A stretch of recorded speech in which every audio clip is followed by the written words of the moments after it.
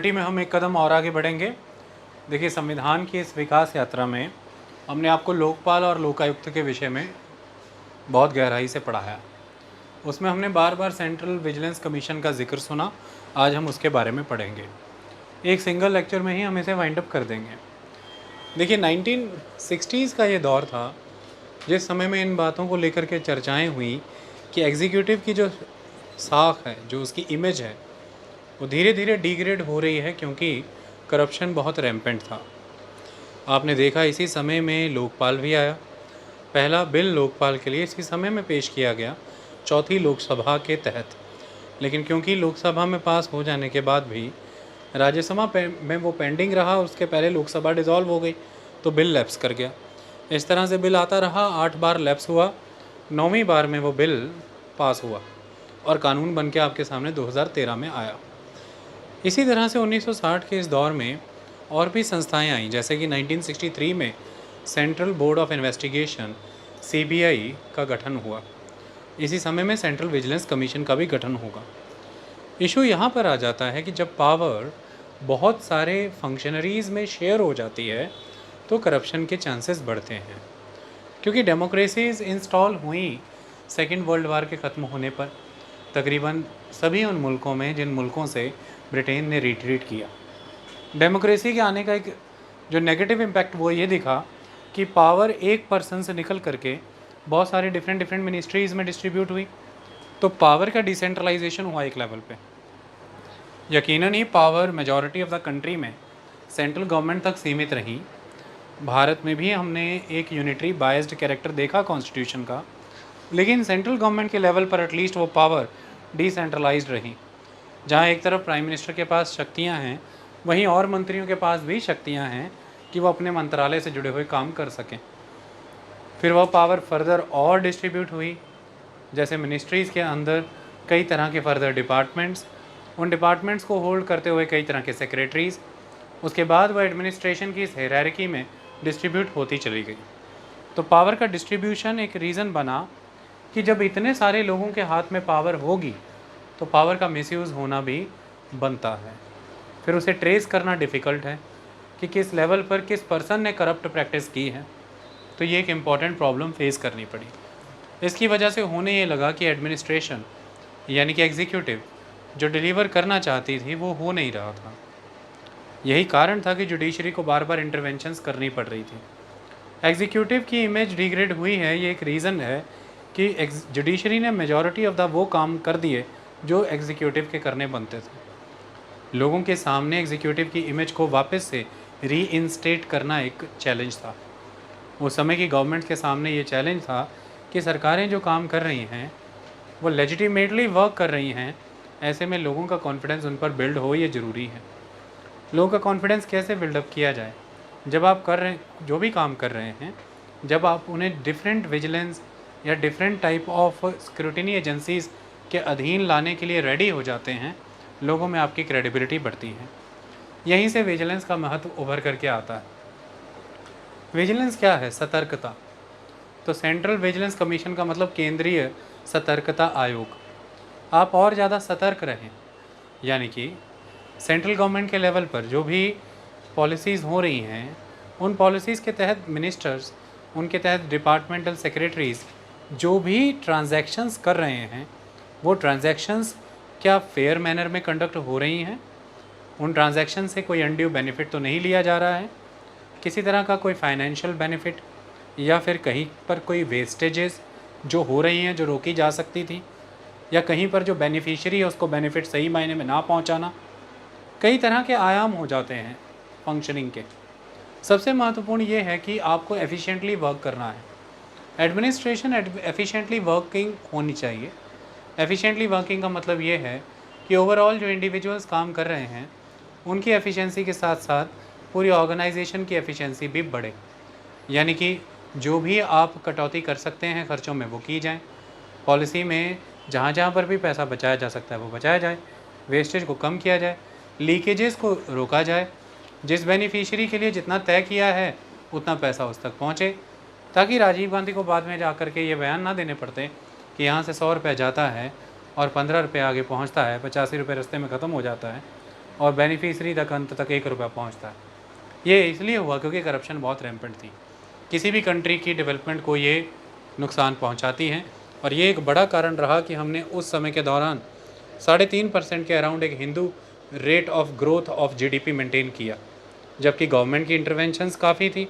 GDP growth rate काफ़ी high होना चाहिए था, बट ये नहीं हो पाया क्योंकि माल एडमिनिस्ट्रेशन एक बड़ा रीज़न था कि गवर्नमेंट की पॉलिसी सफल नहीं हो पा रही थी। जो वंचित ग्रुप थे, यानी कि जिन तक वो बेनिफिट्स पहुंचने चाहिए थे, वो बेनिफिट्स उन तक पहुंच नहीं रहे थे। सोशल इकोनॉमिक डेवलपमेंट इसीलिए नज़र नहीं आ रहा था। ये सारी समस्याएं देश देख रहा था। तो केंद्र सरकार कैसे काम करती है, उसके कर्मचारी अपने हाथ में मिली हुई शक्तियों का किस तरह से सदुपयोग करते हैं, किस तरह से वो पब्लिक एक्सचेकर की मनी को एक एक स्टेप पर सेव करते हैं और जुडिशियस मैनर में हर तरह के ट्रांजैक्शंस कंडक्ट करते हैं। इस चीज़ को लेकर के तो कोई ना कोई बॉडी चाहिए थी जो अफसरों को मजबूर करे सतर्क रहने के लिए। तो इसलिए एक सतर्कता आयोग का कंसेप्ट वहाँ से उभर करके आया। इससे जनता के बीच आपकी इमेज भी बिल्डअप होगी कि आप रेडी हैं अपनी वर्किंग को किसी इस तरह के इंस्टीट्यूशंस के अधीन स्क्रूटनाइज कराने के लिए, जो कि आपके हितों में, आपके हितों की रक्षा की खातिर सरकार की स्क्रूटनी करेगी। तो एक स्टेप माना गया था उस समय में कि it is a good step, हमें ये करना चाहिए। तो उसी समय में लाल बहादुर शास्त्री के द्वारा 1962 में एक कमेटी का गठन किया गया, जिस कमेटी का काम था कि उसे प्रिवेंशन ऑफ करप्शन, यानी कि करप्शन को प्रिवेंट करने के लिए सेंट्रल गवर्नमेंट और उसकी एजेंसीज़ को एडवाइस करना है और गाइड करना है कि क्या क्या कदम उठाए जाएं। वो कमेटी को हेड कर रहे थे के सांथानाम। तो इसे हम सांथानाम कमेटी कहते हैं। सांथानाम कमेटी एक बहुत महत्वपूर्ण कमेटी रही है। सांथानाम कमेटी 1962 से 64 के बीच में काम करती है और फर्दर अपनी रिकमेंडेशंस प्रोवाइड करती है। सांथानाम कमेटी के तहत मिली हुई रिकमेंडेशन के तहत ही ये माना गया कि हमें एक full fledged central vigilance commission जैसी बॉडी चाहिए। तो उसी के तहत सेंट्रल विजिलेंस कमीशन उभर करके आया। तो मैंने यहाँ पर लिखा भी है कि एक मेन एजेंसी है for preventing corruption in the central government, established 1964 by executive resolution, Santhanam committee on prevention of corruption की रिकमेंडेशन के बेसिस पर। अब उस समय में जब ये बनाया गया था तो मेन एस्पेक्ट ये था कि ये ना कॉन्स्टिट्यूशन में कहीं गिवन था, ये ना उस समय सरकार के द्वारा पार्लियामेंट में लॉ के द्वारा बनाया गया, ये उस समय की सरकार यानी कि एग्जीक्यूटिव के रेजोल्यूशन से बनाया गया। तो जैसे सीबीआई एक एग्जीक्यूटिव रेजोल्यूशन के तहत बनाया गया, उसी तरह से इसे भी बनाया गया।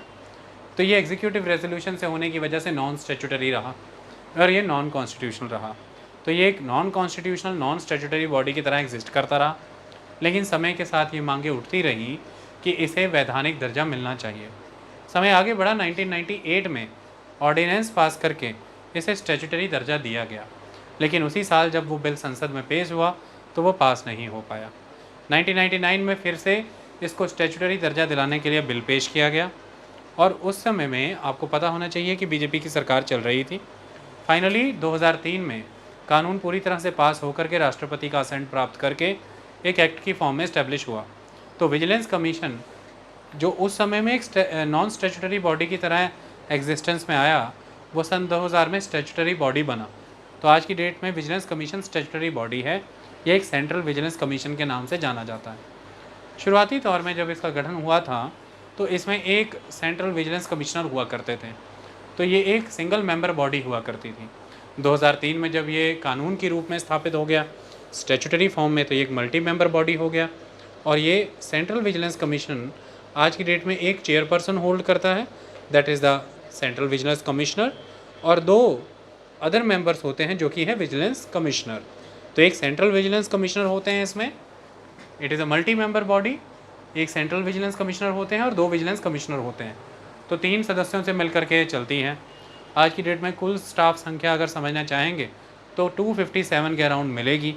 इसमें और भी विंग्स होते हैं, जैसे सेंट्रल विजिलेंस कमिश्नर के साथ साथ 2 विजिलेंस कमिश्नर, इनका अपना खुद का एक सेक्रेटरीट होता है, इनका एक अपना खुद का टेक्निकल एग्जामिनेशन विंग होता है जो सभी के सभी ट्रांजैक्शंस, कॉन्ट्रैक्ट्स, उनके तहत दिए गए पैसे, हर तरह की रिसीप्ट्स, इनकी टेक्निकल एग्जामिनेशन करता है। तो इस तरह का एक टेक्निकल एग्जामिनेशन विंग भी होता है। आई बात समझ में? यहाँ पर कहानी को थोड़ा रोकते हैं, चीज़ों को समझते हैं। देखिए 1946 में, यानी कि जब अंग्रेज़ भारत में स्थापित थे, उस समय में एक संस्था स्थापित की गई थी, that is Delhi special police, और वो स्थापित की गई थी कानून के तहत, Delhi special police establishment act 1946। तो Delhi special police establishment act 1940 के तहत ये काम जो 1963 से सीबीआई करेगा, वो काम उस समय तक दिल्ली स्पेशल पुलिस किया करती थी। यानी कि अगर किसी भी तरह की इन्वेस्टिगेशंस कंडक्ट करनी है तो वो दिल्ली स्पेशल पुलिस करती थी, जो काम आज की डेट में सीबीआई करता है। उसके बाद 1963 में सीबीआई का गठन हुआ और सीबीआई को जो काम प्रदान किए गए, जो शक्तियां ग्रहण हुई, वो दिल्ली स्पेशल पुलिस एक्ट 1946 के द्वारा प्राप्त हुई। यानी कि सीबीआई तो एक नॉन स्टैट्यूटरी बॉडी के तौर पर एग्जिस्टेंस में आया, लेकिन जो उसे शक्तियाँ मिली वो एक कानून से मिली, और वो कानून था Delhi special police establishment act 1946। और उसी समय से जो दिल्ली स्पेशल पुलिस है, उसका जो भी इन्वेस्टिगेशन वर्क है सारा, वो सीबीआई कंडक्ट करने लगा। आई बात समझ में? तो सीबीआई और दिल्ली स्पेशल पुलिस एस्टेब्लिशमेंट, ये दो शब्द आप अक्सर एक साथ सुनेंगे। दिल्ली स्पेशल पुलिस एस्टेब्लिशमेंट को आज की डेट का आप सीबीआई समझ करके चलिए। आई बात समझ में? It is very clear. तो अब वो जो सीबीआई है, उस समय में 1963 में जब वो स्थापित किया गया, तो ये माना गया कि जैसे ये सेंट्रल बोर्ड ऑफ इन्वेस्टिगेशन हमने बनाया है, ये सारी संस्थाएं जो आज की डेट में काम कर रही हैं, इन्हें हमें किसी इनसे बड़ी लार्जर बॉडी के तहत उनकी सुपरिटेंडेंस में रखना चाहिए। तो उसके लिए कमीशन की आवश्यकता महसूस हो रही थी, तो वो बनाया गया सेंट्रल विजिलेंस कमीशन 1964 में। आज की डेट में अगर आप सेंट्रल विजिलेंस कमीशन की बात करें, तो जब भी प्रिवेंशन ऑफ करप्शन एक्ट 1988 के तहत ऑफेंसेस की बात आप करेंगे, तो उन मामलों में सीबीआई आज की डेट में एक इन्वेस्टिगेशन विंग के तौर पर सेंट्रल विजिलेंस कमीशन के अधीन काम करती है। सीबीआई के डायरेक्टर की नियुक्ति के लिए सेंट्रल विजिलेंस कमीशन की रिकमेंडेशन के बेसिस पर सीबीआई डायरेक्टर की नियुक्ति होती है। ये सारे परिवर्तन आज की डेट में किए गए ताकि एक अम्ब्रेला इंस्टीट्यूशन के तौर पर सेंट्रल विजिलेंस कमीशन को इस्टेब्लिश किया जाए, और जो इन्वेस्टिगेटिंग एजेंसीज जिनमें से सीबीआई बहुत महत्वपूर्ण है, वो एक लार्ज बॉडी के अंडर काम करें ताकि स्ट्रीमलाइन मैनर में सारी इन्वेस्टिगेशंस, उनके जो निष्कर्ष निकल रहे हैं, उन्हें डिस्पोज किया जा सके, यानी कि हम एक नतीजे तक पहुंच सकें। है ये रिकमेंडेटरी बॉडी, इस बात को आपको ख्याल में रखना है, यही इनका नेगेटिव पॉइंट भी है। ये सुझाव दे सकते हैं, जैसे कि सेंट्रल विजिलेंस कमीशन भी सुझाव ही दे सकता है, अपने लेवल पर कुछ भी और कर नहीं सकता। इसके पास खुद की प्रोसिक्यूशन की शक्तियाँ नहीं, सुझाव देने की शक्तियाँ हैं। आगे जो सैंक्शनिंग अथॉरिटी है, वो आगे क्या प्रोसिक्यूशन करती है, क्या नहीं करती है, वो उस अथॉरिटी पर डिपेंड करता है। ये सारे पॉइंट हम आगे जाके डिस्कस करेंगे। इतनी कहानी समझ में आ गई आपको?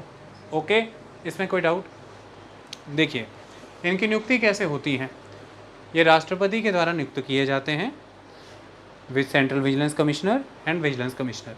इन्हें कौन नियुक्त करता है? राष्ट्रपति। ये किसके कहने पर नियुक्त होते हैं? एक हाई पावर्ड कमेटी होती है जो 3 सदस्यों से मिलकर के बनती है। इसमें पहला सदस्य प्राइम मिनिस्टर होते हैं जो उस कमेटी को हेड करते हैं। बाकी के दो मेंबर एक होम मिनिस्टर होते हैं देश के, द यूनियन होम मिनिस्टर, और दूसरे the member of leader of opposition of the Lok Sabha, leader of opposition of the Lok Sabha. तो ये 3 सदस्यों से मिलकर के एक कमेटी बनती है। ऐसा कहीं भी नहीं कहा गया कि डिसीजन यूनैनिमस होना चाहिए, ऐसा कहीं नहीं कहा गया कि कंसेंसस से सबको एक साथ मिलकर के निर्णय लेना है, लेकिन ऐसी मॉरल ऑब्लिगेशन जरूर रहती है कि लीडर ऑफ ऑपोजिशन की राय को तवज्जो दी जाए और सभी सहमति से निर्णय लें। लेकिन ऐसा बहुत बार हुआ कि लीडर ऑफ ऑपोजिशन के डिसेंट के बावजूद भी फैसला लिया गया और उस फैसले के आधार पर नियुक्तियाँ की गई। जैसे 2010 का मामला बहुत मजबूत है, इसी के बेसिस पर जो हाई पावर्ड कमेटी है उस पर कई सवाल उठ खड़े होते हैं कि इतनी बड़ी अथॉरिटी जिसको विजिलेंस इंश्योर करानी है सेंट्रल गवर्नमेंट के अंडर, उस अथॉरिटी के सेंट्रल विजिलेंस कमिश्नर और विजिलेंस कमिश्नर की नियुक्ति के लिए जो बॉडी इस्टेब्लिश है, that is the high powered committee, वो हाई पावर्ड कमेटी किस प्रक्रिया के तहत इन्हें चुन रही है, क्या एलिजिबिलिटी कंडीशंस हैं, किन मेरिट्स को कंसिडर किया जा रहा है, किस तहत वो नेम शॉर्टलिस्ट हुए, ये तो किसी को पता ही नहीं है। इसलिए पीजे थॉमस 2010 में सेंट्रल विजिलेंस कमिश्नर के तौर पर नियुक्त हुए। उनकी नियुक्ति को सुप्रीम कोर्ट में चैलेंज किया गया, उनके खिलाफ चार्जशीट लंबित थी, फिर भी उन्हें सेंट्रल विजिलेंस कमिश्नर नियुक्त किया गया। सुप्रीम कोर्ट ने उसे अवैध माना, गलत माना, और उन्हें अपना सेंट्रल विजिलेंस कमिश्नर पद त्यागना पड़ा। उस समय की यूपीआई गवर्नमेंट के लिए ये बहुत ही एम्बैरेसिंग सिचुएशन थी कि उनके द्वारा नियुक्त किए गए पीजे थॉमस एक सेंट्रल विजिलेंस कमिश्नर के तौर पर अपने पद का त्याग करके गए, क्योंकि उनके खिलाफ आरोप थे, उनके खिलाफ चार्जशीट्स लंबित थी। सरकार ने इस चीज़ को कंसिडर नहीं किया, फिर भी उन्हें नियुक्त किया। अब जिनके उसके खिलाफ चार्जशीट लंबित हैं, उनको आप अगर सीवीसी नियुक्त कर रहे हैं, तो फिर जिनसे वो सतर्कता कराने वाले हैं, तो फिर क्रेडिबिलिटी का एक बहुत बड़ा क्वेश्चन खड़ा होता है। तो तब से लेकर के आज दिन तक ये सवाल उठ खड़े हो रहे हैं कि इसको नियुक्त करने की प्रक्रियाओं में भी बदलाव किए जाएँ। जैसे ये कहा जाता है कि जो सेंट्रल विजिलेंस कमिश्नर हैं इन इटसेल्फ, वो परमानेंटली ही कौन होने चाहिए? The chairman of the Rajya Sabha. Rajya Sabha के चेयरमैन ही सेंट्रल विजिलेंस कमिश्नर हो। और राज्यसभा के चेयरमैन कौन होते हैं? The vice president of the country. तो the vice president of the country को आप चेयरमैन बना लीजिए, सिंपल सी कहानी है, चेयरपर्सन बना लीजिए। दूसरा, सिलेक्शन कमेटी के अंदर जुडिशरी को इन्वॉल्व करिए, क्योंकि इस हाई पावर्ड कमेटी के अंदर जुडिशरी का इन्वॉल्वमेंट कहीं भी नहीं है। तो उसमें ये कहा गया है कि या तो चीफ जस्टिस ऑफ इंडिया या उनके द्वारा नॉमिनेटेड कोई कैंडिडेट उसमें इन्वॉल्व किया जाए जो जुडिशियल कैंडिडेट हो। तीसरी चीज़ ये है कि leader of the opposition of the Lok Sabha की बजाय leader of the single largest party का क्लॉज लेकर के आया जाए, क्योंकि लंबे समय तक बीजेपी यह भी कहती रही कि लीडर ऑफ द ऑपोजिशन कोई है ही नहीं, तो हम उसको इन्वॉल्व कैसे करें नियुक्तियों के समय में। कई बार नियुक्तियाँ इस वजह से डिले की जाती थी और कई बार नियुक्तियाँ बिना किसी के इन्वॉल्वमेंट के ही कर दी जाती थी, क्योंकि सुप्रीम कोर्ट के ऑर्डर रहते थे कि नियुक्ति रुकनी नहीं चाहिए। अगर सिलेक्शन कमेटी में किसी सदस्यता की कमी भी है तो भी नियुक्ति को आप बहाल करिए। तो ये भी सरकार के हक में जाता था कि ऑपोजिशन का कोई डिसेंट नोट वहाँ पर प्रेजेंट ही नहीं है। तो यह भी आरोप है कि आपने उसमें परिवर्तन करके लीडर ऑफ ऑपोजिशन की बजाय सिंगल लार्जेस्ट पार्टी के ऑपोजिशन लीडर को क्यों नहीं चुना। इस तरह के आरोप लगते रहते हैं। तो ये कहा जाता है कि सिलेक्शन कमेटी को और ज़्यादा कॉम्प्रिहेंसिव बना करके डेमोक्रेटिक के तौर पर इस्टेब्लिश करें। जो खुद विजिलेंस कमीशन है, इसमें इस तरह के इंस्टीट्यूशंस को इन्वॉल्व करें जैसे कि vice president of the country, ताकि उसकी जो परसोना है, जो इमेज है, वो ये इस्टेब्लिश होकर के आए कि ये बहुत ही impeccable integrity and outstanding ability वाला इंस्टीट्यूशन है, ओके, जिसकी कि आज की डेट में कमी चल रही है। इतनी बात क्लियर? इस पर कोई डाउट? चाहे जो भी मेंबर, यानी कि ये दोनों के दोनों विजिलेंस कमिश्नर और सेंट्रल विजिलेंस कमिश्नर, ये दोनों दोबारा नियुक्ति के लिए वैलिड नहीं है। ये केंद्र सरकार या राज्य सरकार के तहत कहीं भी दोबारा रीअपॉइंटमेंट नहीं ले सकते हैं। खुद अपने दफ्तर में रीअपॉइंटमेंट नहीं हो सकता, आगे किसी और नौकरी में रीअपॉइंटमेंट नहीं हो सकता। उसका रीज़न भी यही है कि वर्क के दौरान इनको कोई भविष्य में मिलने वाली दूसरी ज्वाइनिंग के तहत प्रलोभन ना दे दे, जिसके प्रलोभन में आकर के ये अपना सतर्कता का काम ढंग से ना करें। तो रीअपॉइंटमेंट नहीं हो सके, ये आज की डेट में एक बहुत ही आप समझ लें कि एक प्रूवन से फंडे के तौर पे यूज़ किया जाता है कि इससे करप्शन को कर्ब किया जा सकता है।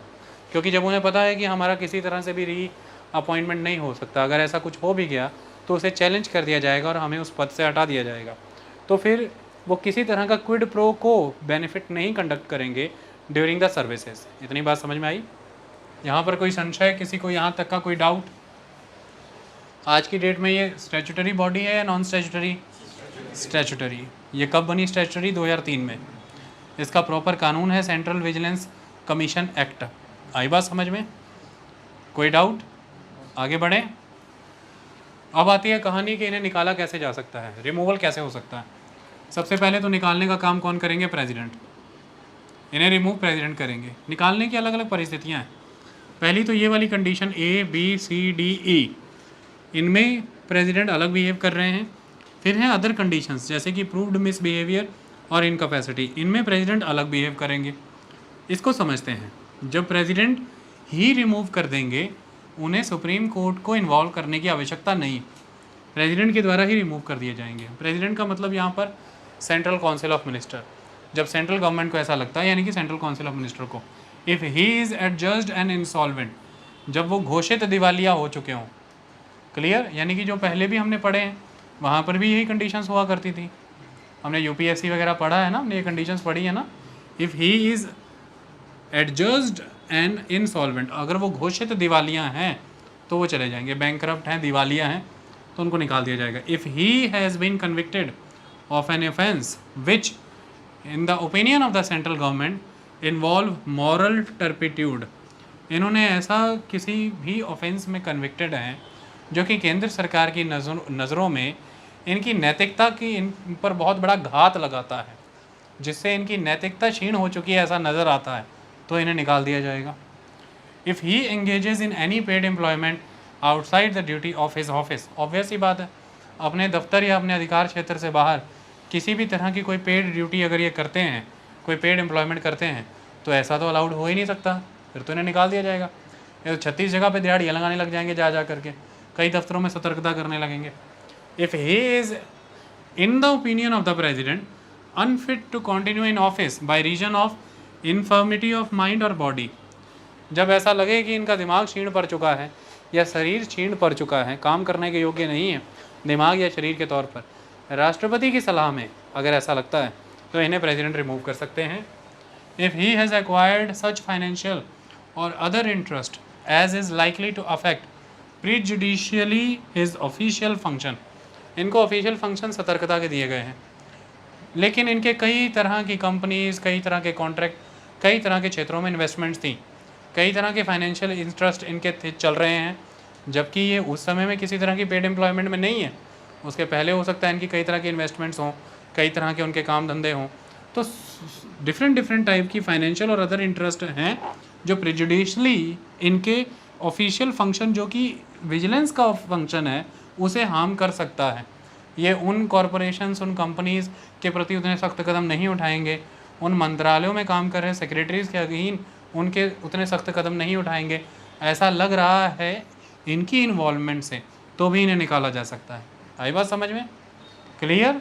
वहाँ पर पेड एम्प्लॉयमेंट की बात थी, यहाँ पर फाइनेंशियल इंटेलिजेंसेस की बात है, फाइनेंशियल और अदर इंटरेस्ट की बात है। हर बार फाइनेंशियल इंटरेस्ट नहीं होता, कई तरह के और इंटरेस्ट भी होते हैं, कई तरह के आपको बेनिफिट्स मिलते हैं। हो सकता है कई तरह के आपके केसेस चल रहे हैं, उनसे बरी होने के कई इंटरेस्ट हो सकते हैं, बरी मतलब कि वो थाने में रफा दफा होने के कई इंटरेस्ट नज़र आ सकते हैं, तो वो भी तो एक करप्ट प्रैक्टिस है ना। तो ऐसा कुछ भी अगर नज़र आता है तो आपको निकाला जा सकता है। ओके, तो ये 5 कंडीशंस। पहला, आप दिवालिया घोषित हो जाएं, दिमाग से शरीर से क्षीण पड़ जाएं अगर ऐसा लगता है राष्ट्रपति को, अगर केंद्र सरकार को ऐसा लगता है कि आप नैतिक तौर पर आप पूरी तरह से क्षीण हो चुके हैं, तो आपको निकाला जा सकता है। किसी तरह की पेड एम्प्लॉयमेंट अपने अधिकार क्षेत्र, अपने दफ्तर से बाहर आप कर रहे हैं, किसी तरह की वित्तीय रुचि आपकी है या इससे इतर कोई रुचियाँ आप रखते हैं किसी तरह के कामकाज में, जिससे कि आपके ये मौजूदा कामकाज प्रभावित हो सकते हैं, ऐसा सरकार को लगता है, आपको निकाल दिया जाएगा। आई बात समझ में? Insolvent, moral turpitude, paid employment, infirmity of mind और बॉडी, फाइनेंशियल और अदर इंडल्जेंसेस, ये रीजंस है जिसके बेसिस पे प्रेसिडेंट आपको निकाल देंगे। किसी तरह की भी किसी जुडिशरी की यहाँ पर इन्वॉल्वमेंट की नीड नहीं है। लेकिन इसके अलावा जो 2 हैं reasons, that is approved misbehaviour and incapacity, in grounds पर यदि आपको रिमूव करना है प्रेसिडेंट को, तो प्रेसिडेंट को ये मैटर रेफ़र करना पड़ेगा सुप्रीम कोर्ट को। सुप्रीम कोर्ट इस मैटर पर जो भी इंक्वायरी करेंगे, उसके बाद सुप्रीम कोर्ट अगर ये पाते हैं कि आरोप सही हैं, तो सुप्रीम कोर्ट जो भी डिसीजन आगे रेफ़र करेंगे प्रेसिडेंट को, प्रेसिडेंट उसके बेसिस पर इन्हें रिमूव कर सकते हैं। अब यहाँ पर एक अंतर है, प्रेसिडेंट यहाँ पर बाउंड नहीं है सुप्रीम कोर्ट का डिसीजन मानने के लिए। प्रेसिडेंट चाहे तो कर सकते हैं, प्रेसिडेंट चाहे तो नहीं भी कर सकते हैं। आई बात समझ में? प्रेसिडेंट ने सुप्रीम कोर्ट को मैटर रेफ़र कर दिया, उस मैटर के बेसिस पे सुप्रीम कोर्ट ने इंक्वायरी की कि भाई प्रूव्ड मिसबिहेवियर यहाँ पर ऑब्जर्व हो रहा है कि नहीं। देखा तो सुप्रीम कोर्ट कैसा लगा कि प्रूव्ड मिसबिहेवियर है, उन्होंने अपना जो भी जजमेंट है वो पास कर दिया प्रेसिडेंट को। प्रेसिडेंट ने जजमेंट नहीं, ओपिनियन कहेंगे, क्योंकि मैटर रेफ़र किया था ना, प्रेसिडेंट ने उसे मानना है नहीं मानना है, नहीं मान करते हुए नहीं भी रिमूव करना है या मानते हुए रिमूव करना है, ये प्रेसिडेंट के अपना विवेक है। आई बात समझ में? इट डिपेंड्स ऑन प्रेसिडेंट, इस बात का ख्याल रखें। अब यहाँ पर जब प्रूव्ड मिसबिहेवियर के बेसिस पर निकालना है, तो मिसबिहेवियर क्या होगा? ठीक वही जैसा हम पहले पढ़ते रहे यूपीएससी के मामले में, सरकार के द्वारा या सरकार की किसी अदर अथॉरिटी के द्वारा किए गए किसी भी कॉन्ट्रैक्ट में इनका कोई इंटरेस्ट है, या उस कॉन्ट्रैक्ट से किसी भी तरह के जो लाभ हुए हैं उस लाभ में इनका कोई हिस्सा था, या तो ये उस कॉरपोरेशन, किसी सोसाइटी, लोकल अथॉरिटी के खुद मेंबर हों, उस मेंबरान के तौर पर जो अदर मेंबर्स को बेनिफिट्स हो रहे हैं, पर्क्स, अलाउंसेस और कॉन्ट्रैक्ट के कमीशन के तौर पर, वो इन्हें भी हो, तो फिर तो कोई बात नहीं, वो तो डिटेल्ड सिस्टम है, वो तो मैंशनड है। इसके अलावा सरकार के द्वारा किए गए किसी भी तरह के कॉन्ट्रैक्ट में कोई इंटरेस्ट, उन कॉन्ट्रैक्टों से होने वाले फ़ायदों में इनका किसी भी तरह का कोई हिस्सा, इनका प्रूव्ड मिसबिहेवियर काउंट होता है, उसे धांधली माना जाएगा। आई बात समझ में? ये प्रूव्ड मिसबिहेवियर की ग्राउंड है। फंक्शंस की बात करें तो इसे ध्यान से समझना है, क्या क्या फंक्शन है। सबसे पहले, टू इंक्वायर और investigate on a reference made by the central government where in public servant committed an offence under the prevention of corruption act 1988।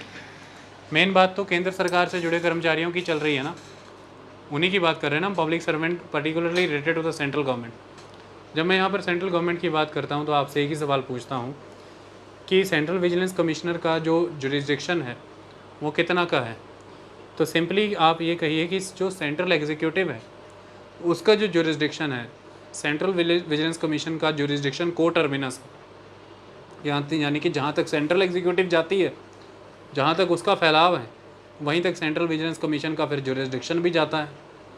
यानी कि सेंट्रल गवर्नमेंट खुद, सेंट्रल गवर्नमेंट के तहत आने वाली कई अथॉरिटीज़, सेंट्रल गवर्नमेंट के तहत क्रिएट होने वाली कई corporations, societies, companies, local authorities, सब कुछ पूरा सेंट्रल गवर्नमेंट का जुरिस्डिक्शन है ना वहाँ तक। तो फिर पूरा का पूरा सेंट्रल विजिलेंस कमीशन का भी जुरिस्डिक्शन है वहाँ तक। तो the jurisdiction of central vigilance commission is coterminous with the executive authority of the central government. ये लाइन समझ में आ गई, इसमें कोई दिक्कत? तो अब यहाँ पर यही है कि सेंट्रल गवर्नमेंट जब इन्हें मैटर रेफ़र करेगी कि पब्लिक सर्वेंट ने public prevention of corruption act 1988 के तहत किसी तरह की कोई करप्शन की है, तो फिर ये उस मैटर को इंक्वायर करेंगे, इन्वेस्टिगेट करेंगे। ये इनकी शक्तियाँ हैं, यहाँ पर दोनों शक्तियाँ इनके पास। इंक्वायर भी करेंगे प्रिलिमिनरी स्टेज पे, ये देखेंगे कि जो आरोप हैं वो प्राइमा फेसी सही है या नहीं है, और दूसरा अगर वो ये सिद्ध होता है कि हाँ प्राइमा फेसी ये आरोप सही बनते हैं, प्रथम दृष्टता ये बनता है कि ये पर्सन आरोपी है, मतलब ये पर्सन ने गुनाह किया है, तो फिर उसको फर्दर अब इन्वेस्टिगेट करेंगे। आई बात समझ में? उसकी इन्वेस्टिगेशन होगी। क्लियर? तफ्तीश शुरू हो जाएगी। पहले शुरुआती तौर पर इंक्वायरी होगी, फिर डिटेल में तफ्तीश चलेगी, और ये कर सकते हैं, ये इनके पास शक्ति है। पब्लिक सर्वेंट्स के मामले में इंक्वायर और इन्वेस्टिगेट सेंट्रल विजिलेंस कमीशन करता है on the reference of the central government. Second, किस किस तरह से, जैसे कि ऑल इंडिया सर्विसेज कवर हो रही हैं, उसमें ग्रुप ए ऑफिसर्स कवर हो रहे हैं। हमने पब्लिक सर्वेंट की बात की ना, तो all India services, IAS, IPS, IFS, group A officers मैंने आपको इसके बारे में पहले ही पढ़ाया हुआ है। इसके अलावा specified officers of the other authorities, जो मैंने अभी अथॉरिटीज़ बनाई या बताई आपको, जैसे corporations, companies, societies, local authorities, इन सब के स्पेसिफाइड कैटेगरी के ऑफिसर्स, सभी नहीं, स्पेसिफाइड ऑफिसर्स, वो भी इसके तहत कवर हो जाएंगे पब्लिक सर्वेंट की कैटेगरी में। ओके, यानी कि certain specified central officers that you can understand the public servant. इसी को भी एक नेगेटिव पॉइंट माना जाता है कि इस डेफिनेशन की वजह से ही इसका जुरिस्डिक्शन काफ़ी लिमिटेड हो जाता है। जुरिस्डिक्शन अभी हम पढ़ेंगे, हम फंक्शंस पढ़ रहे हैं। Second aspect, third, superintendence over the functioning of, अभी मैंने बताया आपको, दिल्ली स्पेशल पुलिस इस्टेब्लिशमेंट, उसकी फंक्शनिंग को ये सुपरिटेंड कर सकते हैं, यानी कि सुपरवाइज करने की शक्ति है। और दिल्ली स्पेशल पुलिस इस्टेब्लिशमेंट का मतलब यहाँ पर simply the CBI। Okay, Delhi special police establishment का मतलब द CBI। तो एक तरह से ये उसकी फंक्शनिंग को सुपरवाइज कर सकते हैं जब Delhi special police establishment prevention of corruption act 1988 के तहत किसी भी तरह के मामले को डील कर रहा है, तब सेंट्रल विजिलेंस कमीशन सुपरिटेंडेंस की पावर रखता है दिल्ली स्पेशल पुलिस इस्टेब्लिशमेंट के ऊपर। इतनी बात समझ में आई? And it is a very big power on the functioning of the Delhi special police establishment. Second, to give directions to the Delhi special police establishments, जब भी Delhi special police establishments prevention of corruption act 1988 के तहत किसी matter से deal कर रहा है, तो सेंट्रल विजिलेंस कमीशन उसे डायरेक्शंस दे सकता है, यानी कि दिशा निर्देश देने की भी शक्ति है। सिर्फ और सिर्फ ऑब्जर्वर या सुपरवाइजरी स्टेटस ही नहीं है, पूरा का पूरा निर्देश देने का भी अधिकार है। तो it is a power of direction, निर्देश देने का अधिकार बहुत बड़ा अधिकार होता है। ओके, तो वो डायरेक्ट भी कर सकता है, सुपरिटेंड भी कर सकता है, ऑप्शन में कंफ्यूज नहीं होना। Next, to give review the progress of investigation of Delhi special police establishment, उन्हीं मामलों में, जिन मामलों में वो सुपरिटेंडेंस एंड डायरेक्शन कर रहा है, उन्हीं मामलों में इन्वेस्टिगेशन की प्रोग्रेस कितनी हुई उसे रिव्यू। आगे जुरिस्डिक्शन के बारे में समझते हैं, कौन कौन कवर हो जाता है भाई। Member of all India services, जब वो यूनियन के अफेयर्स के मामले में डील कर रहे हैं, सिमी कौन से अफेयर, यूनियन बोला कर बेटा, member of all India services जब वो यूनियन के अफेयर्स के मामले में डील कर रहे हैं। Group A officer central government के, डन, ये इसके अंडर कवर होते हैं। पब्लिक सेक्टर, अब ये क्यों लिखे हैं कि पता लग जाए कि central government and it's authorities अब आंखों के सामने खड़ी हैं सारी की सारी, ओके, तो कंफ्यूज नहीं होए ना। पब्लिक सेक्टर बैंक्स कवर्ड होते हैं किस स्केल के, स्केल 5 एंड उससे अबव के ऑफिसर, स्केल 5 का मैनेजर और उसके ऊपर वाले, उसके नीचे वाले नहीं इसमें कवर होंगे, okay. Reserve Bank of India, NABARD और सिडबी कवर होते हैं ग्रेड डी एंड उससे अबव के ऑफिसर, ग्रेड डी और उसके अबव वाले officer. Public sector undertakings PSUs जितनी भी हैं कवर होती हैं, उसके chief executive and executives cover होते हैं, शेड्यूल ए एंड बी वाले भी, schedule C and schedule D वाले भी, एग्जीक्यूटिव 8 एंड उससे अबव ग्रेड, एग्जीक्यूटिव 7 एंड उससे above grade, okay. Schedule A and B में है अगर कोई पब्लिक सेक्टर अंडरटेकिंग है तो एग्जीक्यूटिव 8 और उससे अबव का कैडर होना चाहिए, एग्जीक्यूटिव 7 और उससे अबव होना चाहिए अगर शेड्यूल सी और डी में आते हो तो PSUs कवर हो गई, RBI, नाबार्ड, सिडबीज कवर हो गए, पब्लिक सेक्टर बैंक इसमें कवर हो गए। अभी जनरल इंश्योरेंस और LIC भी कवर्ड हो जाएंगी। जनरल इंश्योरेंस कंपनीज मैनेजर्स और उससे अबव के member, life insurance corporation senior divisional manager और उससे अबव के मेंबर, ओके, सारे समझ आ गए। तो all India services concerned with the services of the union, group A central services, banks scale 5 manager उससे above, SIDBI, NABARD, RBI, group D officer उससे ऊपर ग्रुप डी उससे ऊपर का officer. Public sector undertaking schedule A B में है तो executive 8 और उससे अबव, शेड्यूल सी डी में है तो एग्जीक्यूटिव 7 और उससे अबव, LIC में है तो सीनियर डिविजनल मैनेजर या उससे अबव, और अगर जनरल इंश्योरेंस कंपनीज में तो मैनेजर और उससे अबव के आदमी। ये सारे इसके जुरिस्डिक्शन के अंडर कवर हो रहे हैं। अब आती है कहानी वर्किंग की, काम कैसे करता है। सभी प्रोसीडिंग्स कंडक्ट होती हैं इनके हेडक्वार्टर पे, और हेडक्वार्टर कहाँ पर है, न्यू दिल्ली। न्यू दिल्ली में हेडक्वार्टर है सेंट्रल विजिलेंस कमीशन का, ओके। सेकंड, अपने प्रोसीजर को रेगुलेट करने की पावर इसके खुद के पास है, यानी कि सेंट्रल विजिलेंस कमीशन क्या प्रोसीजर फॉलो करेगा, कैसे काम करेगा, ये सारी चीज़ों से रिलेटेड जो रूल्स रेगुलेशंस बनाएगा वो सेंट्रल विजिलेंस कमीशन अपने आप बनाएगा। मतलब कि कोई अथॉरिटी उसे आकर के नहीं बताएगी कि जांच को ज़रा ऐसे देख लो, एविडेंसेस को इसमें में कंसिडर कर लो, जांच की शुरुआत यहाँ से करो और इसको यहाँ पे ख़त्म कर सकते हो। उसका जो प्रोसीजर है उसके रेगुलेशंस वो खुद बनाएगा। ये एक बहुत बड़ी फ्रीडम होती है, इंडिपेंडेंस होती है किसी भी इंस्टीट्यूशन के लिए, कि उसकी प्रोसीजरल इंडिपेंडेंस हमने उसको दी है। जैसे कि क्लास में लेक्चर कैसे कंडक्ट करना है, प्रोसीजरल इंडिपेंडेंस मेरे खुद के पास है। कोई मुझे यहाँ पे डिक्टेट नहीं कर रहा है कि इस लेक्चर को कट शॉर्ट करके ज़रा 25 मिनट में लेके आओ, इसमें ये कंटेंट डालो, बाकी का छोड़ो यार, ज़रा 13 मिनट में बनाओ वीडियो यार, वॉइस क्वालिटी को ऐसा रखो वैसा रखो, नहीं। I am free with my procedural format, okay. तो ये इसके पास अपनी पावर है to regulate its own procedure, that is big. Second, power of civil code. इसके पास जब भी ये किसी भी तरह की इंक्वायरी कर रहा है, इन्वेस्टिगेशन कर रहा है, तो इसके पास सिविल कोड के बराबर की ताकतें हैं। कोड ऑफ सिविल प्रोसीजर 1908 के तहत, यानी कि इसी के तहत ये किसी भी तरह से किसी की भी अटेंडेंस को वहाँ पर लगवा सकता है कि हाजिरी लगवानी पड़ेगी, एविडेंसेस ले सकता है ऑन एफिडेविट, एग्जामिन कर सकता है, क्रॉस एग्जामिन कर सकता है, विटनेसेस उनको सुन सकता है, समझ सकता है। तो जो एक सिविल कोर्ट के पास शक्तियाँ होती हैं वो शक्तियाँ इसी के हैं पास हैं, और इसका प्रोसीजर उस समय जुडिशली काउंट होगा, तो जुडिशल कैरेक्टर का प्रोसीजर होता है। तो power of civil court proceeding have judicial character, जैसा कि बाकी सारी संस्थाओं में मैंने आपको बताया। आई बात समझ में? सिर्फ और सिर्फ ट्रायल करने की शक्तियाँ नहीं है इसके पास, ट्रायल नहीं चलवा सकता, वो ट्रायल चलवाने का काम आगे सैंक्शनिंग अथॉरिटी करेगी और जैसे ट्रायल चलना है, लेकिन इंक्वायरी इन्वेस्टिगेशन की शक्तियाँ इसके पास है, जिसके तहत सिविल कोर्ट की पावर इसके पास आती है, ओके। अगला काम, इट में कॉल फॉर इन्फॉर्मेशन और report from the central government. Central government के पास अलग अलग महकमे, मिनिस्ट्रीज़, डिपार्टमेंट्स, उनकी अपनी विजिलेंस ऑर्गेनाइजेशंस काम कर रही हैं, जो मैंने अभी बताया कि विजिलेंस इंश्योर हो सके उसके लिए विजिलेंस एडमिनिस्ट्रेशन सेटअप कर रखी है सेंट्रल गवर्नमेंट ने।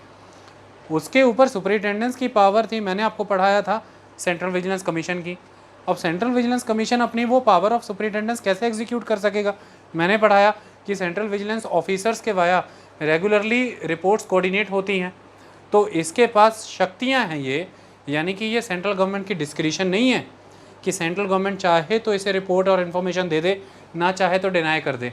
ये इसकी पावर है, इसकी वर्किंग में आता है कि ये सेंट्रल गवर्नमेंट से इन्फॉर्मेशन और रिपोर्ट मांग सकता है कि उसके महकमों के तहत नियुक्त हुई विजिलेंस ऑर्गेनाइजेशंस, विजिलेंस एडमिनिस्ट्रेशन ने जो काम किया है उसकी रेगुलर रिपोर्टिंग मेरी अधिकार क्षेत्र बनता है as a power of superintendence.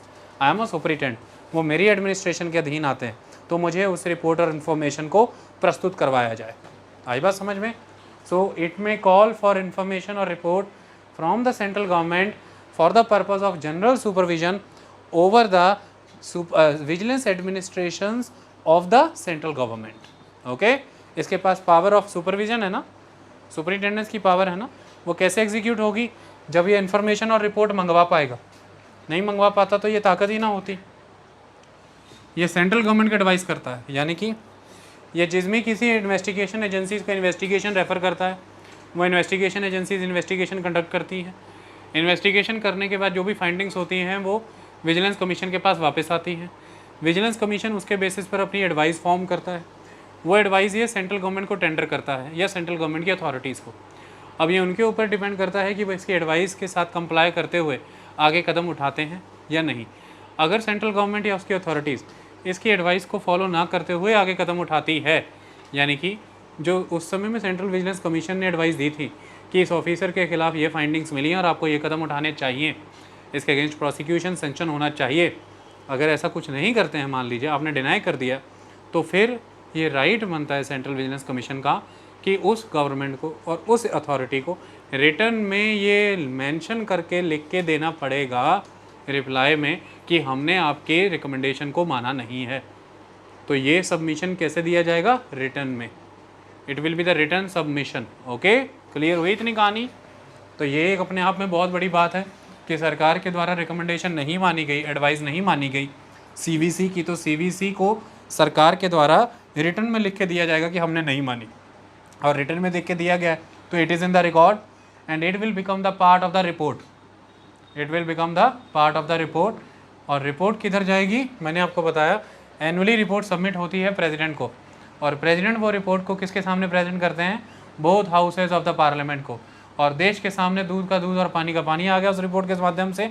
अब उस रिपोर्ट को कोट करके आपको PIL फाइल करना है तो आप करिए, आप जुडिशरी में जाना चाहते हैं तो चाहिए, आप सरकार का अकाउंटेबल ठहराना चाहते हैं तो ठहराइए। अगर आपको लगता है कि सरकार ने धांधलियाँ की हैं, वहाँ पर CVC के द्वारा ये रिकमेंडेशन दी गई थी फाइंडिंग के बेसिस पे, सरकार ने उसके अपोज में जाके काम किया और सरकार ने रिटर्न में ये लिख करके दिया है, जबकि हमें लगता है कि CVC की रिकमेंडेशन करेक्ट थी। लेकिन इससे ये स्पष्ट होता है कि CVC की जो पावर है वो एडवाइजरी है, रिकमेंडेटरी है।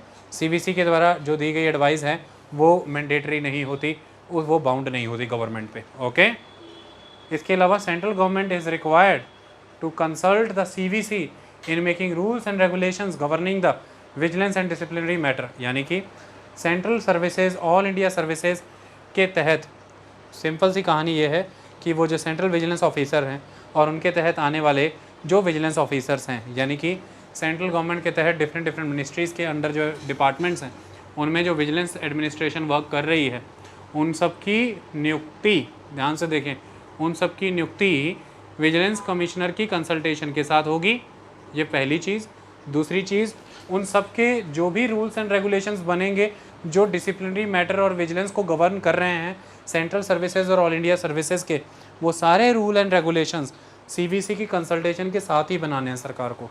यानी कि सरकार नियमों में ढिलाई करके, यानी कि ऐसे नियम बना दिए कि जो चीज़ें थोड़ी समय पहले करप्ट हैं वो अब करप्ट ही नहीं है, नियम इतने ढीले कर दिए। तो central services, all India services, इन सब से जुड़े हुए विजिलेंस के मामले, डिसिप्लिन के मामले, डिसिप्लिनरी मैटर ही होते हैं ना।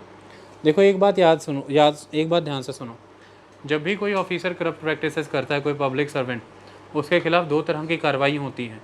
एक डिसिप्लिनरी कार्रवाई होती है, एक क्रिमिनल प्रोसीडिंग होती है। एक क्या होती है? डिसिप्लिनरी, एक क्रिमिनल। एक बात आपको ऑलवेज़ याद रखनी है कि सेंट्रल विजिलेंस कमीशन को पब्लिक सर्वेंट के मामले में, यानी कि जब जो भी इसकी अधिकार शक्तियाँ हैं, वो अधिकार शक्तियों में इन दो प्लेटफॉर्म में से एक ही प्लेटफॉर्म पे शक्ति है, डिसिप्लिनरी मैटर। क्रिमिनल प्रोसीडिंग के मामले में शक्तियाँ नहीं हैं। आई बात समझ में? Only in the matter of the disciplinary matter. इस बात को समझ आ गया? ये बता सकता है वहाँ पर कि जो प्रोसिक्यूशन आगे फर्दर होना है, डिसिप्लिनरी मैटर किस कैरेक्टर का हो, मेजर कैरेक्टर का हो या माइनर कैरेक्टर का हो। आई बात समझ में? जो पेनल्टी लगानी है वो किस तरह की लगाई जा सकती है, डिसिप्लिनरी मैटर मेजर हो या माइनर हो, ये सब तो चीज़ें हैं। क्रिमिनल मैटर में, क्रिमिनल प्रोसीडिंग में इसकी अधिकार शक्तियाँ एग्जिस्ट नहीं करती हैं। यही एक क्रिटिक भी कहते हैं कि इसे क्रिमिनल स्फेयर में भी अधिकार शक्तियाँ देनी चाहिए, सिर्फ और सिर्फ डिसिप्लिनरी प्रोसीडिंग्स तक ही इसे सीमित नहीं रखना चाहिए, क्रिमिनल प्रोसीडिंग्स में भी इसे अधिकार शक्तियाँ देनी चाहिए। आई बात समझ में?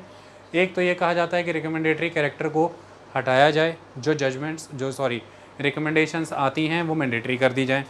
दूसरा ये कहा जाता है कि पूरी तरह से जो रूल्स एंड रेगुलेशंस बनते हैं सेंट्रल सर्विसेज और ऑल इंडिया सर्विसेज, इन सब के डिसिप्लिनरी मैटर से जुड़े हुए, इनके विजिलेंस से जुड़े हुए, वो सीवीसी को दे दिए जाएं।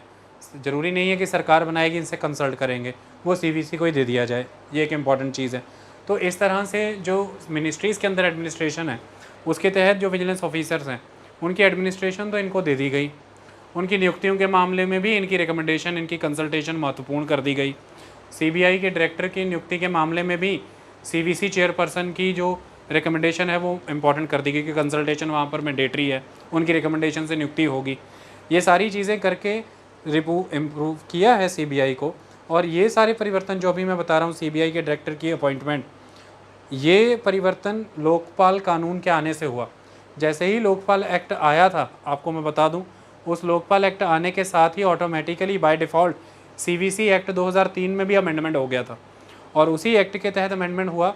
और उसके बाद सीबीआई जो कि एक नॉन स्टैट्यूटरी बॉडी थी, बाद में उसे भी स्टैट्यूटरी किया गया, उसके कानून में भी परिवर्तन हो गया और सीबीआई डायरेक्टर की नियुक्ति को और ज़्यादा निष्पक्ष बनाया गया इस फॉर्मेट के तहत जो मैंने अभी आपको बताया कि विजिलेंस कमीशन की वहाँ पर सहमति से नियुक्ति होगी।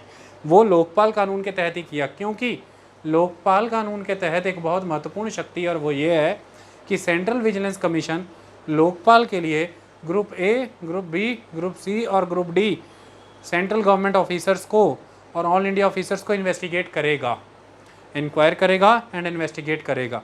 किसके बिहाफ पर? लोकपाल के बिहाफ पर। तो इसलिए लोकपाल की संस्था को और सुदृढ़ करने के लिए, उसे और स्वायत्तता, ऑटोनॉमी देने के लिए ही सीबीआई और सीवीसी में ये परिवर्तन किए गए। आई बात समझ में? सीवीसी तब तक एक कमज़ोर संस्था के तौर पर नज़र आ रही थी जब तक लोकपाल जैसा इंस्टीट्यूशन नहीं था, लेकिन सीवीसी के साथ साथ अब जब लोकपाल भी बना दिया गया है, मैंने आपको बताया लोकपाल की नियुक्ति भी हो गई। हालांकि उसके तहत कितने केसेस हुए, कितनी कंप्लेंट्स आई, उनका कितना डिस्पोजल हुआ, ये मैटर ऑफ डिबेट है। समय के साथ वो संस्था कैसे काम करती है ये समझ में आएगा। संस्था शुरुआती तौर में काम नहीं कर पाई, इसी के तहत हम उसे ख़त्म कर दें, ये भी कहीं का कोई नियम नहीं है। संस्था धीरे धीरे इवॉल्व होती है और काम करना शुरू करती है। समय के साथ हमें उसे रेक्टिफाई करना पड़ता है। लेकिन ये बात सही है कि आज हमारे पास एक हायरार्की एग्जिस्ट कर रही है, जिसमें सबसे सुप्रीम आज लोकपाल और लोकायुक्तास हैं। हम केंद्र के स्तर पर लें तो लोकपाल है, और लोकपाल के अधीन ये संस्थाएं अब काम कर रही हैं, जैसे सीवीसी और सीबीआई। ये बहुत महत्वपूर्ण रोल प्ले कर रही हैं आज की डेट में। इन्वेस्टिगेशन विंग के तौर पर सीबीआई का रोल वहाँ पर बहुत महत्वपूर्ण है। आई बात समझ में?